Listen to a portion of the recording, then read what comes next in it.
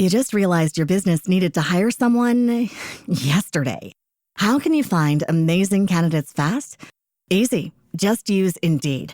Stop struggling to get your job post seen on other job sites. With Indeed sponsored jobs, your post jumps to the top of the page for your relevant candidates, so you can reach the people you want faster. According to Indeed data, sponsored jobs posted directly on Indeed have 45% more applications than non-sponsored jobs. Don't wait any longer. Speed up your hiring right now with Indeed. And listeners of this show will get a $75 sponsored job credit to get your jobs more visibility at Indeed.com/PODKATZ13.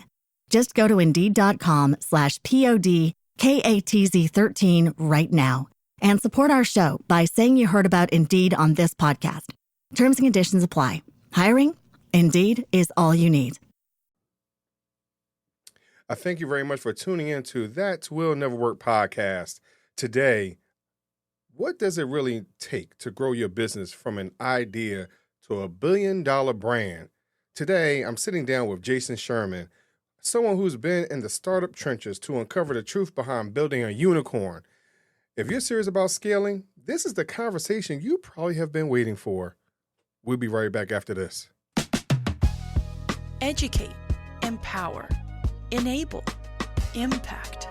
Thank you for tuning in to That Will Nevr Work, an award-winning podcast where we share inspiring information and personal experiences related to business and the entrepreneurial journey from those who are leaders in their respective field. Now, here's your host, author and business coach, Maurice. Thank you for tuning in today. I have Jason. Jason, thank you very much for coming on to the show. Maurice, it's a pleasure, man. I'm happy to be here. Sure, no problem. So, I'll let everyone else read your bio. They'll see it, the information in the show notes, right? But I want to, as we talked about in the green room, right? We want to become a unicorn in our specific places. Sometimes we get caught up looking like someone else or whatever it is. But for those of you who don't know, first of all, Jason and I are pretty much the same age, right? We're the same age. We grew up, we have the same background and interests and things like that. And so we were talking about some of our background, how it had molded us into having this unique perspective on the world today. And so Jason, so if you can just kind of illustrate a little bit what we had talked about a little bit and how that has molded you to who you are. Yeah, it's super interesting because, if you really look at what people post online, and I've been realizing this more and more, it's kind of funny. There was a meme I saw about a week or two ago that talked about millennials, boomers, Gen Y, and, all these different generations, but they left out Gen X. And it seems I really don't know why this is, Maurice. Maybe you can shed some light, but they leave Gen X out a lot in conversations in general. We're like the forgotten generation. And I feel like we're the strongest and most important generation because we see things from two perspectives. We see things from slightly the boomer generation that didn't have the internet and technology, but the millennials who grew up in technology and internet and all these amazing things that are happening in the world, we grew up with 10, 20 years before it happened to see what the world was like. And it was a good time. The 80s and 90s were incredible. I mean, everyone always fantasizes and loves the 80s and 90s because it really was the best time in the world. And then we also grew up with the internet and technology and social media and AI and everything that comes along with that. But we used it in a more important way as a tool, how we can help our careers benefit from it, how we can make our personal lives better by using them.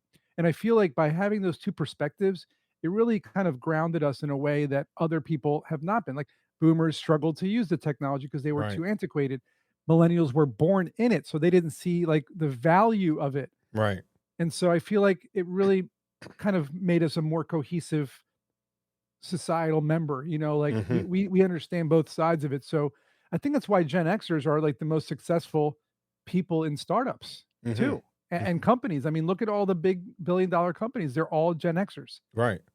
And so, and talking about growing up in there, right? So I remember in first and second grade going to my computer class and learning Pascal, right? Having things run across the screen. That's what interests me into getting into computers and technology or whatever it was. But I look forward to it. Like you said, I didn't have it every day. Mm. That was my special class, twice a week, so, and even with that, I had another class where we had to learn how to type. Yeah. Typewriter, We all had typing class, right? I was really happy with typing class because I was really fast. I was the fastest in the whole class. Okay. And you mentioned Pascal in like first, second grade. Like I was also in the first, second grade doing, Pascal, or even I think it was C plus plus or Yes. whatnot. Mm-hmm. We were doing more like pixel art before pixel art was popular Right. back in the day, just putting blocks on the screen and making things happen, like you said, on the screen. And I remember like as an really early on in my like youth, Mm-hmm. and my dad buying like the Apple II computer. Mm-hmm. We had the Commodore 64 before that, and so I was kind of always following technology and realizing this is what I really enjoy and I'm Mm-hmm. good at it. So then when typing class happened and I was like really good at it, I'm like, maybe there's something to this whole technology aspect of Yeah. what I'm seeing in my life. So you're saying you didn't have access to computer classes a lot. I sought them out. So I was Mm-hmm. always trying to get into, like, for example, in high school, I joined the MG program. It's like mentally Yes. gifted program. Yep. And I was doing the computer class there. Mm-hmm. And I was always trying to get involved with computers and trying to hack computers and trying to build Right. computers. And what's crazy, Maurice, you're not going to believe me when I tell you this, but when I went to college, I started as pre-med because I didn't know what to do. I didn't know what Mm. major. And then of course, I don't know why I didn't think of it. My parents were like, "Well, you always liked computers. Why don't you Mm-hmm. just do computers?" And I'm like, duh. Like that's what I'm good at. That's what I enjoy. So of course I immediately switched over to computer science, and the rest is history. And so big, so no, in elementary school, I did not have the access to technology as much because they weren't investing Of in it course. 100%. But It by was the time expensive back then. it was most definitely. But by the time we got to high school, High school. I had a different experience. So luckily for me, I was in a program with IBM, which was an early version of a Mm, STEM program or something like that. So some of the interests was able to carry on later on, even though I didn't get it at the ground roots. Like you said, some right. people just born with it, like a silver spoon in their mouth, Yeah. mentality. Well, and keep in mind too, like when you and I were kids, computers were like 5 grand. Yes. Yep. You know what I mean? And then when my parents, like when my parents were teachers, right? Mm-hmm. So they were always trying to like educate my brother and I. And I think, and to them, it was very difficult to purchase a computer when they Mm-hmm. did, and they were never buying like the best ones. But I remember they probably spent $2,000 to $3,000 on these computers. So you're right; it wasn't like a very easy purchase. I remember it Mm-hmm. was like, guys, this is like a big deal. This is costing me like 6 months' salary. Right. Like this is like, don't break it. Right. Right. So, but nowadays people, they're walking around with these smartphones, which is basically a computer, Mm-hmm. and for $1,000, and laptops for $200, and you can buy a desktop for a couple $100. I mean, I don't think people realize the struggle and what it took for us to get to where we are. Mm-hmm. And so something else we talked about in the room as well, where we were talking about just going outside and socializing with Yeah, one another, learning how to play together. I mean, that doesn't mean we didn't fight with our friends and everything yeah, on the block, sure. but we were able to make up, and play In person, tomorrow. used to walk down to your friend's house and knock on the door, and if he was home, you'd ask him to go play basketball. Right. If he wasn't home and you tried to call and the line was busy because your mom was on the phone, I Yes. mean, that's what it was like back then, and you're right. We used to go out and figure things out together and make up Hmm. things together and do fun things together and just figure out how to socialize, right? But now it's Right. like everyone's stuck at home and everyone's like behind the screen and playing video games and streaming endless things on Right. Netflix. And I think the human kind of collaboration and communication thing has just kind of gone away. And we're it's an epidemic. It's a Hmm. loneliness epidemic, right? I mean, my first startup Spinner, we were trying to solve that with a community app, and we did Right. really well, but we weren't able to scale because without funding, which is we're talking about unicorns here. Hmm. It's hard to build something that's valuable to society and then get it out to the society if you don't have the funding needed to scale. That was probably the biggest struggle we had with Spinner. And but it solves the problem we're talking about right Right. now. It was face-to-face interaction with people through video to talk about hobbies, interests, and Mhm. topics, and then plan events in person to go do those things, Mhm. to get off the app. Mhm. So we were trying to solve that problem that you and I have been talking about this whole time. And I think something else, again, where I'm gonna jump back real quick. Even when we talked about toys, right? Yeah, Because also what did that do? That helped us build imagination, right? 100%. Having conversations, learning how to dialogue, whether or not it was with ourselves or someone else, right? But we were able to dream up stories and things like that I think Yeah, also helps us as we talk about being a unicorn. At least these three places that seem so generic yeah. at the base, but our foundation is vastly different in some cases. Those of us that actually embraces it. Yeah, storytelling, I mean, you basically nailed it right there. All the toys behind me, they've all seen battles and damage, and some of them are maybe missing a limb. But at the end of the day, I was able to tell a story with them and Right. and craft kind of situations and scenarios. And growing up, continuing on, I was always really good at writing and I enjoyed writing. And that Mhm. kind of goes into your startup. And whether I'm making a movie or I'm doing a tech startup, storytelling is how you connect to your audience. Mhm. That's it, and I think that if you don't have the experience that you're talking about, growing up without AI at your fingertips, you don't even know how to you don't even know how to start writing a story, whether Mhm. or connecting to an audience because you haven't lived through the experiences. Mhm. So because we laid the groundwork, right? And we talked about our childhood basically in such a glowing light. We did touch cartoons and things like that. But how has that really been your foundation personally moving forward into entrepreneurship as a whole?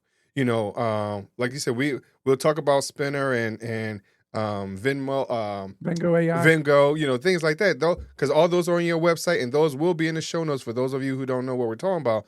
But how has that your childhood, those experiences, how has that propelled you to another place that you might not have even considered when you were 18, 19, even 20 years old? It's a really good question, and I don't always say that because generally the questions are more about how I did what I did and, Hmm. how hard is it? What are your challenges, etcetera. This is different. This is more like, how did my childhood shape who I am today, and Hmm. what were the things that I saw, really is Hmm. what I'm hearing here. Hmm. I saw the potential to be able to do whatever my imagination told me I could do. When I grew up, a lot of adults were always saying, and you've heard this saying a million times, do whatever you think you can dream up. And, if you work hard, it'll pay off. And if you, think about some dream, just follow it and you'll get there, be passionate about things. And for a while there, that worked. I was like, okay, I see that I can start companies and I can start businesses and I can, come up with ideas to fill gaps in the market. Hmm. And that worked. And I was able to see those things. But then the reality set in after maybe 20 years of doing that, that Hmm. it's really hard to scale something. Hmm.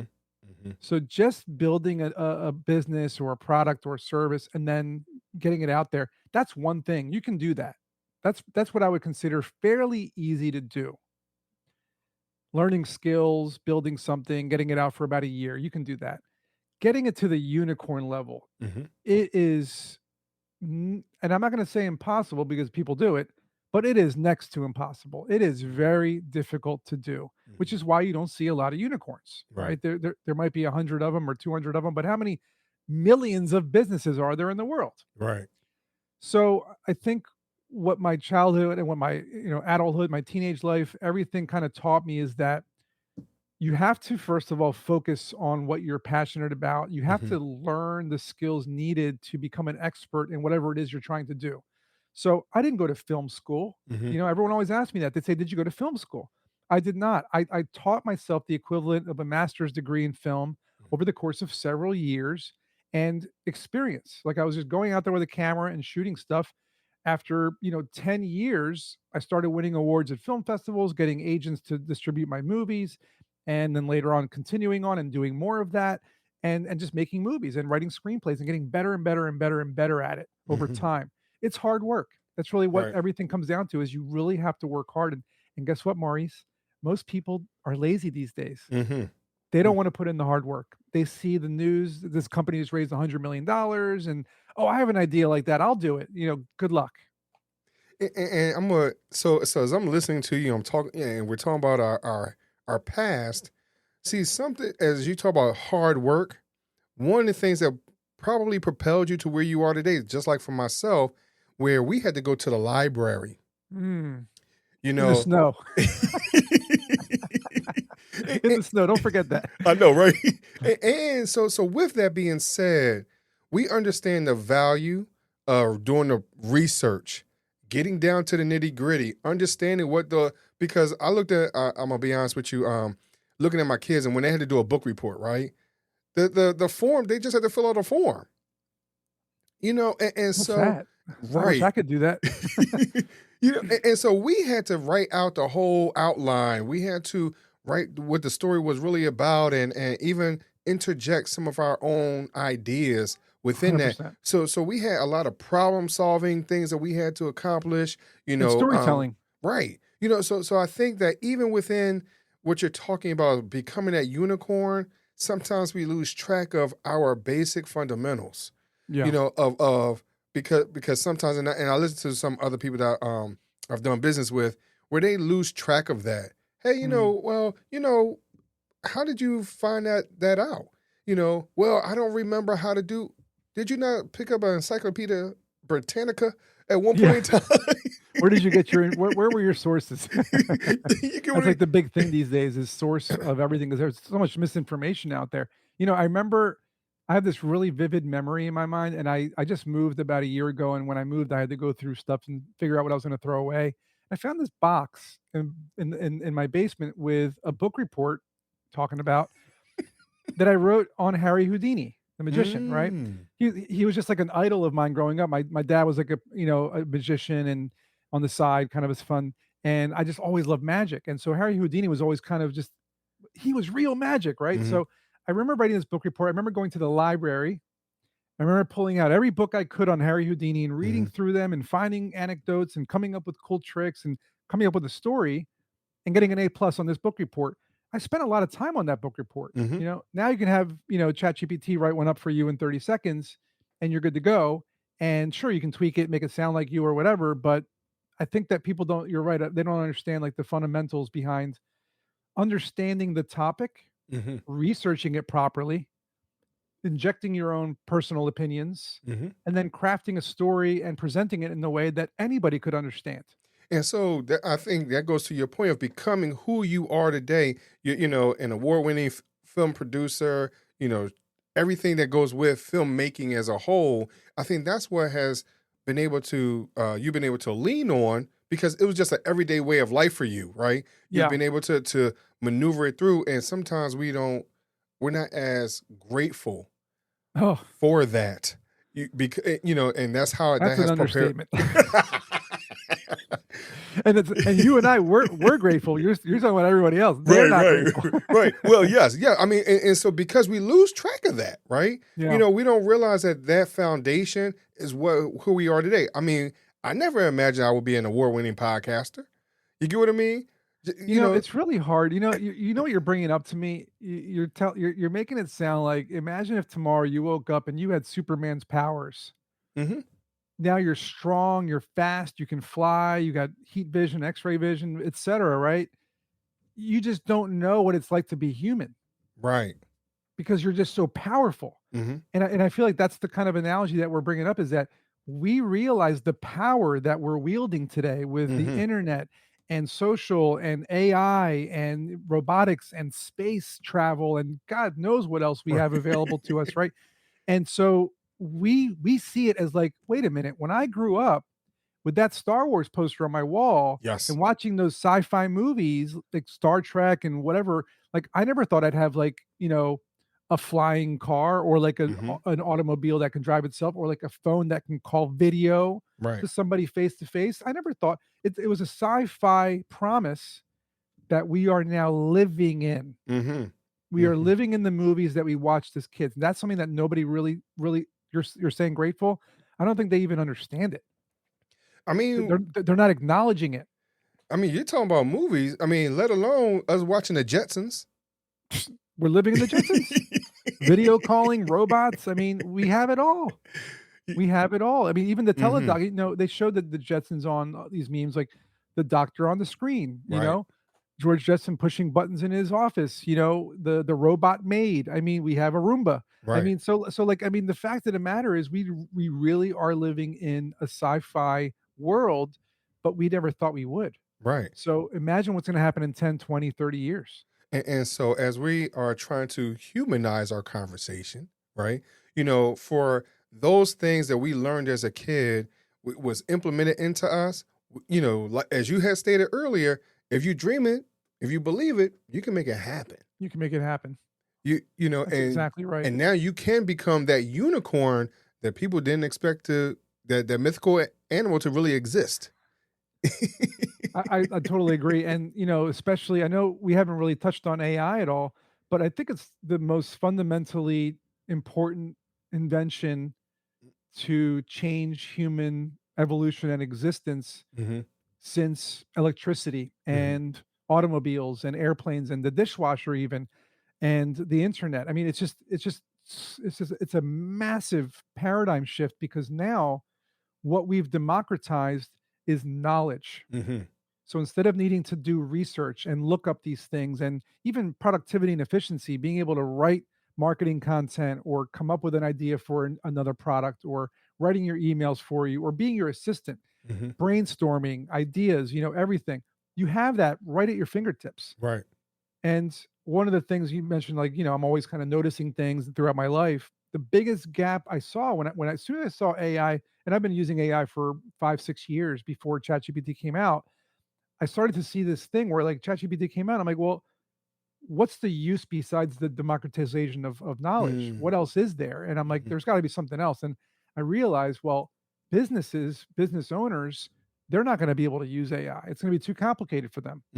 So let me figure out a way to make it easy for them to use an AI in a way that'll help them get more business. And that's when I came up with the idea behind Vengo AI, which is businesses can now add an AI agent to their website with their company information, all their knowledge. With one line of code, boom, it's on there. And now people go to their website and talk to the AI, give them their name, email, and phone number because they think it's a person, captures the lead, sends it over to the business owner, and says XYZ person wants to, buy this service from you or this product, and they want it Saturday at 2 p.m., booking the meeting for you. So instead of answering all those phone calls and all those emails and the back and forth and reading through 200 FAQs and filling out old school contact forms, you talk to an AI that does it all for you. And it's changing the game, and it's working because we're growing, and hopefully we will be a unicorn sometime in the next couple of years, right? Well, but again, as we talking about, just staying childlike, curious, adventurous, right? Thinking outside the box. Sometimes when we get older, we lose all of that because we want to stay safe. We want to stay. We're worried about everybody else we got to take care of, whatever it is. So we put ourselves in a box, unfortunately. So I think. As long as we stay in that space of a child, right, and childlike in our business dealings and things like that, stay youthful and playful, because this whole conversation that we've had has been fun. It's fun, yeah. but we're still talking from a business perspective, though.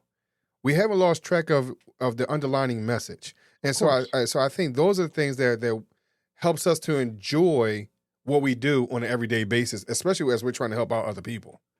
And that's really challenging, because when you're running a startup, it's probably one of the hardest things you'll ever do. Some argue it's just as difficult as raising a child, because you have to create it. Right. You have to nurture it. You have to feed it and help it grow and continue to teach it, and then eventually let it out in the world and see what it does, right? It's very similar to a child if you think about it. And since I don't have any kids, to me, my businesses, my movies, all the things I've done in my life, those are my kids. And some of them have really kind of grown and succeeded to become these really cool things, So you're right. I think looking at it from the perspective of a child, but also looking at it from the perspective of the market is equally as important, because a lot of times I always tell people I don't like to use my opinion in decisions that much, because that's the wrong move. Data-driven decisions are how I operate my startups always, because the data and numbers never lie to you. It's impossible to bypass those. So when people out there are just using their gut or just coming up with their opinions and saying we should do this and I want to do this and I want to do that, that's the wrong outlook. You really have to look at the data and look at what you said. Go back and think about how you would have thought about it when you were a child. But then also the people out there, talk to people, see what they think. And again, going back from our background perspective, to me, everything is the encyclopedia. I don't care what it is, right? Because we're supposed to always be learning from our experiences. We never lose anything. We're always in a win-win perspective. Right. So especially if you consider it that way. So I really appreciate you coming on, Jason. I mean, this was a blast for sure. The bicentennial kids here. I know, right? But let me know and let everyone else know where they could find your information, Spinner, Vengo, all those type of things, where they could reach out to you, talk to you, and learn how they could stay useful in their unicorn process. Yeah, great. And they can see my whole story on my website, jasonsherman.org, which does link out to everything else. You can try my AI agent on my website.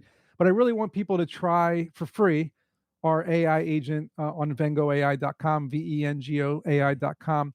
And I'm giving out a free AI gold guide. And here's why I'm doing it. A lot of people don't know how to use AI. They're either afraid to or they don't know how to do it. So I created this whole AI gold guide. It's free to use, free to read, free to learn from. All you have to do is go to vengoai.com. When Vanessa pops up, our AI, talk to her, tell her you want it, and she'll get your information and we'll send it to you. Okay, cool. So, of course, Jason, I will add that into the show notes. I mean, I have your website and everything up right here on the screen. But I thank you very much for coming on today. No problem. I was having a blast. I appreciate it. That's good. But Jason, before I let you go, I got to ask you my world famous question. Yeah. My would you rather question, right? Would you rather? Okay. Would you rather choose 3 doors or a fork in the road? Now, because we are Gen X and there is no parameters. There are no parameters whatsoever. Use your imagination. Use TV show analogies or whatever it is, So take it away, Jason. Oh, such a good question. I mean, Yellow Brick Road had paths and forks, and then Let's Make a Deal had the 3 doors. What's behind door number 1, number 2, number 3? And I usually never pick the right door, so I'm going to say I'll go with the fork in the road because I love the Wizard of Oz and Yellow Brick Road, and you know what? When you have a choice with a fork, it's pretty clear. That's a pivot in startup mentality. So either go this way or that way. With the doors, there's too many options and too many variables, and I always pick the wrong one, so I'm going to go with the fork. Now, I'm going to tell you, someone gave me an answer. They said they wanted, one was they wanted the doors because the doors were glass, acrylic, you could see through it. But then someone very interesting said, they gave me the Star Trek analogy, where it was way more answers than just the 2 that I had given. And I can't remember exactly what it is, because now I need to go through every single episode to find out what he's talking about. Yeah. But, but I think I was just trying to keep it simple. But I thank you very much for coming on today, Jason. It was a blast. I appreciate it, Maurice. Sure, no problem. And I thank y'all very much for listening to That Will Nevr Work podcast. And I'll talk to you just a little bit later. Thanks for listening. Follow Maurice Chism on social media to stay connected and check back weekly for new episodes. Until next time, that will never work. Or will it?